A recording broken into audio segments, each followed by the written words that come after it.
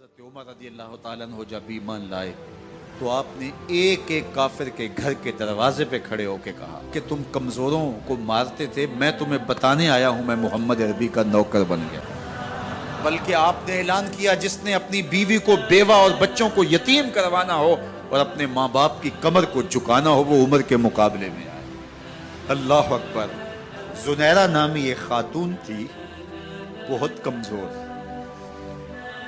راوی کہتا ہے کہ اس کی ہڈیوں میں گودا نہیں تھا، عشق رسول تھا، اور اس کا ظالم آقا اس کو مارتا ہے، اور جب مار مار کے تھک جاتا ہے ادھر سے عمر آ رہے ہیں، یہ اسلام لانے کے پہلے کی کہانی ہے، ادھر سے عمر آ رہے ہیں تو اس نے کہا عمر تم جوان آدمی ہو تو یہ چھوڑتی نہیں ہے اپنے نبی کا نام، ذرا تم آؤ۔ عمر کوڑا پکڑ لیتے اسے مارتے مارتے تھک جاتے ہیں تو پانی پینے لگتے ہیں، تو کہتے ہیں مجھے تیرے پہ ترس نہیں آیا لیکن میں ذرا پانی پینے لگا ہوں، اور پھر گلے کے اندر ڈال کر کے کوڑا اور اس کی رسی کو بل دیتے ہیں اور اس کی آنکھیں باہر نکل آتی ہیں اور کہتے ہیں بلا اپنے نبی کو جو تیری آنکھوں کی بینائی واپس کرے۔ اللہ اکبر۔ تو اس نے آسمان کی طرف منہ کر کے کہا مالک میں کبھی بھی آنکھوں کی بینائی نہ مانگتی لیکن اب تیرے نبی کی عزت کا سوال ہے۔ آنکھوں کی بینائی واپس ہو جاتی ہے۔ زنیرہ کو بڑا مارا، آج عمر گلیوں میں آنکھوں میں آنسو ہیں اور عجیب دل بے تاب ہے اور کہتے ہیں آؤ بھئی میں حضور کا غلام بن گیا ہوں، تمہیں بتانے آیا ہوں۔ زنیرہ نے موڑ کاٹا تو آگے عمر یہ آواز دے رہے تھے۔ زنیرہ ایک کونے پہ کھڑے ہو کے رو کے کہتی ہے عمر تم تو بڑے اس دن جوش و غضب میں تھے اور تم مارتے ہوئے تھکتے نہیں تھے۔ تو عمر نے کہا زنیرہ اس دن میں نے دیکھا نہیں تھا، اب میں محمد عربی کو دیکھ آیا ہوں۔ جنہ ویکھیا نہیں ہو کرن گلاں، جنہ ویکھیا نہیں ہو کرن گلاں، جنہ ویکھیا ہو تے بول دے، جڑے محرم راز حقیقت دے اور راز حقیقت کھول دے۔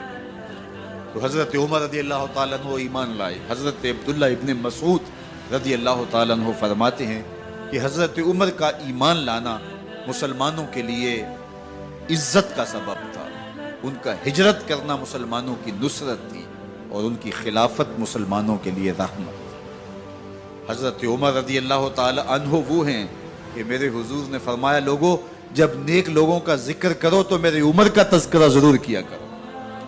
میرا عمر وہ ہے کہ جب وہ ایک سمت سے آ رہا ہو، ایک گلی اور بازار سے آ رہا ہو تو شیطان بھی آ رہا ہو عمر کو دیکھ کے راستہ تبدیل کر لیتا ہے۔ حضرت عمر رضی اللہ تعالی عنہ کی طبیعت کے اندر جو جاہ و جلال تھا، طبیعت کے اندر جو سختی تھی، وہ اسلام کے اندر آ کر بھی قائم ہے، اور آپ نے وہی سختی وہی جاہ و جلال جو پہلے مسلمانوں کے خلاف تھا اب کفار کے خلاف، منافقین کے خلاف حضرت عمر کی طبیعت کے اندر وہ جوش و خروش بدستور موجود ہے۔ لیکن جس دن آپ خلیفہ بنے تو اس دن آپ نے ممبر پہ چڑھ کے جو خطبہ دیا اس میں کہا لوگوں میں سخت اس لیے تھا کہ رسول اللہ نرم تھے، پھر میں سخت اس لیے تھا کہ حضرت ابو بکر صدیق نرم تھے، اب میں تخت خلافت پہ بیٹھا ہوں، اب میری سختی جو ہے وہ نرمی میں تبدیل ہو گئی، صرف فاسقوں فاجروں اور باغیوں کے لیے میں سخت ہوں، باقی تمہارے لیے نرم ہوں۔ سب سے کم جو تنخواہ بیت المال سے اگر کسی وجود نے لی ہے تو وہ حضرت عمر رضی اللہ تعالیٰ عنہ نے صرف 2 جوڑے لیتے تھے سال میں، اور راوی کہتا ہے کہ میں نے دیکھا ہے کہ اس میں بھی 17 پیوند لگے ہوتے تھے۔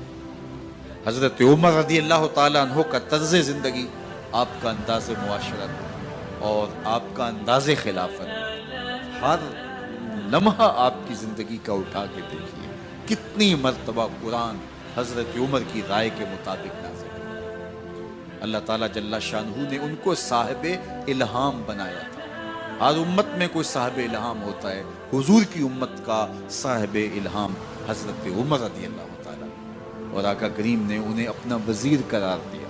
فرمایا میرے 2 وزیر آسمانوں میں ہیں، 2 وزیر زمینوں میں ہیں، آسمانوں کے وزیر جبرائیل اور میکائیل ہیں اور زمین کے وزیر ابو بکر اور عمر رضی اللہ تعالی عنہما۔ ایک دن حضرت عمر بیٹھ کے رو رہے تھے تو کسی نے کہا حضرت رو کیوں رہے ہیں؟ فرمایا کہ میں اس لیے رو رہا ہوں کہ فلاں پل سے بکریاں گزری ہیں، تو پل کے اندر شکستگی تھی، ٹوٹا ہوا تھا پل درمیان میں، اس میں ایک بکری کی ٹانگ ٹوٹ گئی ہے۔ تو میں ڈرتا ہوں کہ میرا رب یہ نہ پوچھے کہ عمر تو نے پل صحیح تعمیر نہیں کروائے تھے کہ ایک بکری کی ٹانگ کیوں ٹوٹی ہے۔ یہ ہیں حضرت عمر رضی اللہ تعالی عنہ۔ اللہ اکبر۔ تو اللہ تعالیٰ جل شانہ نے حضرت سیدنا عمر بن خطاب رضی اللہ تعالیٰ عنہ سے جو کام لیا، مختصر دور خلافت کے اندر 10 سال 6 ماہ 4 دن آپ نے خلافت فرمائی ہے، لیکن کہاں سے چلے اور یہاں مکران تک، بلوچستان کا حصہ ہے، یہاں تک آپ کے سلطنت کی حدود وسیع، ادھر آرمینیا تک جا پہنچے، حمص فتح کیا، قادسیہ، یرموک۔ آپ ذرا دیکھیے کہ کہاں تک آپ کی فوجوں کے گھوڑے دوڑتے رہے، اور اللہ تعالیٰ جل شانہ نے ان کو جو توانائی، عدل و انصاف کی قوت عطا فرمائی۔ اللہ اکبر۔ جب زمین پہ عدل کیا ہو تو زمین بھی حکم مانتی ہے، اور حضرت عمر وہ تھے جن کا حکم ہوائیں بھی مانتی تھی، زمین بھی مانتی تھی، جن کا حکم جو ہے وہ آگ بھی تسلیم کرتی تھی اور دریا بھی ان کا حکم مانا کرتے تھے۔ مصر کے اندر یہ رسمیں بد جاری تھی کہ سال کے بعد ایک دوشیزہ کو زیورات پہنا کے اچھے لباس میں ملبوس کر کے دریا کی بھیڑ چڑھایا جاتا، اس کی قربانی دی جاتی، اس کا خون بہتا تو دریا چلتا۔ جب مسلمانوں نے مصر فتح کیا تو گورنر نے لکھا کہ اسلام تو اس طرح کی رسوم کی اجازت نہیں دیتا، لیکن خشک سالی ہے، لوگوں کی فصلیں ویران پڑی ہے، تو حضرت کیا کیا جائے؟ تو حضرت عمر رضی اللہ تعالیٰ عنہ کاغذ کے ٹکڑے پہ لکھتے ہیں، بسم اللہ الرحمن الرحیم، مصر کے نیل کی جانب عمر کا خط لکھتے ہیں، اے نیل اگر تو اللہ کے حکم سے چلا کرتا ہے تو چل، ورنہ ہمیں تیرے چلنے کی کوئی حاجت نہیں ہے۔ اور قاصد کو کہا یہ خط لے جاؤ اور جا کے دریائے نیل میں پھینک دو۔ قاصد جا کے خط دریائے نیل میں پھینک دیتا ہے، پانی آتا ہے، ایسا دریائے نیل چلا، 14 صدیاں ہوئی ہیں آج تک کبھی بند ہی نہیں ہوا۔ دریا حکم مانتے، آگ نکلتی ہے۔ لوگ حضرت عمر رضی اللہ تعالی عنہ کے پاس آئے، حضرت لاوا پھوٹا ہے، آگ نکل رہی ہے اور مدینے کی طرف بڑھ رہی ہے، اب کیا کیا جائے؟ فائر بریگیڈ تو زمانے میں تھی نہیں۔ عمر نے اپنی قمیض اتاری، جس قمیض پہ 17 پیوند لگے ہوئے تھے چمڑے کے، کہا یہ قمیض لے جاؤ، جدھر آگ بڑھ رہی ہے آگے ڈھالنا، آگ پیچھے بھاگ جائے گی۔ زلزلہ آتا ہے تو زمین پہ درہ مارتے ہیں، زمین رک جا، کیا عمر نے تیری چھاتی پہ عدل نہیں کیا ہے؟ تو یہ عمر ہیں رضی اللہ تعالی عنہ کہ جن کے انصاف کی وجہ سے، جن کے عدل کی وجہ سے اللہ تعالیٰ کی رحمات، اس کی برکات کا نزول ہوتا تھا، اور اللہ تعالیٰ نے مسلمانوں کو وہ آبرو مند حکومت دی۔ کائنات کی تاریخ کے اندر ایسی حکومت آپ نے نہیں دیکھی ہوگی جو حضرت عمر نے حکومت کی ہے۔ اللہ اکبر۔ فرمایا فرات کے کنارے پہ ایک کتا بھی پیاسا مر گیا تو اس کا حساب بھی عمر سے ہوگا۔ باہر سے سفیر آتا ہے اور آ کے پوچھتا ہے کہ میں امیر المومنین کے، مسلمانوں کے حکمران کے محل میں جانا ہے، تو مسکرا کے کہتے ہیں ہمارے امیر کا تو کوئی محل نہیں ہے۔ کہا کہاں ہے تمہارا امیر؟ کہا مسجد نبوی میں ہوگا یا بیت المال کی اونٹوں کی دیکھ بھال میں لگا ہوگا۔ وہ جب گئے تو مسجد میں نہیں ہے، اللہ اکبر، وہاں گئے تو وہاں بھی نہیں ہے۔ پھر کیا دیکھتے ہیں کہ عمر رضی اللہ تعالی عنہ جنت البقیع کے پاس ایک درخت کے نیچے اینٹ کا سرانہ رکھ کے سوئے ہوئے، تو اس نے کہا عمر تو نے عدل کیا ہے، تجھے کچی اینٹ پہ بھی نیند آ گئی۔